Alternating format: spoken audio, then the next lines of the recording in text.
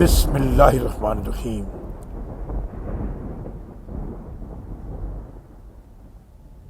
پھر ان کا کیا حال ہوتا ہے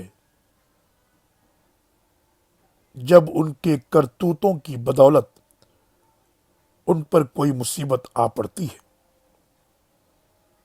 وہ آپ کے پاس قسمیں کھاتے ہوئے آتے ہیں کہ واللہ ہمارا ارادہ تو بھلائی اور باہمی موافقت کے سوا کچھ نہ تھا۔ ایسے لوگوں کے دلوں میں جو کچھ ہوتا ہے اللہ اسے خوب جانتا ہے۔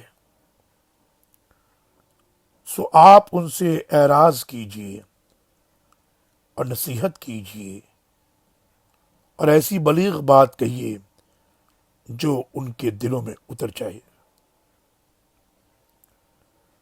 اور بتلائیے کہ ہم نے جو رسول بھی بھیجا ہے صرف اس لیے کہ اللہ کے حکم سے اس کی اطاعت کی جائے، اور اگر انہوں نے اپنے اوپر ظلم کیا تو اس وقت آپ کے پاس آ جاتے اور اللہ سے بخشش طلب کرتے، اور رسول بھی ان کے لیے بخشش طلب کرتا، تو یقیناً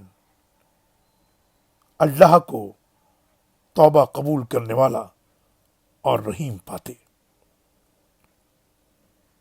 سورہ نساء آیت نمبر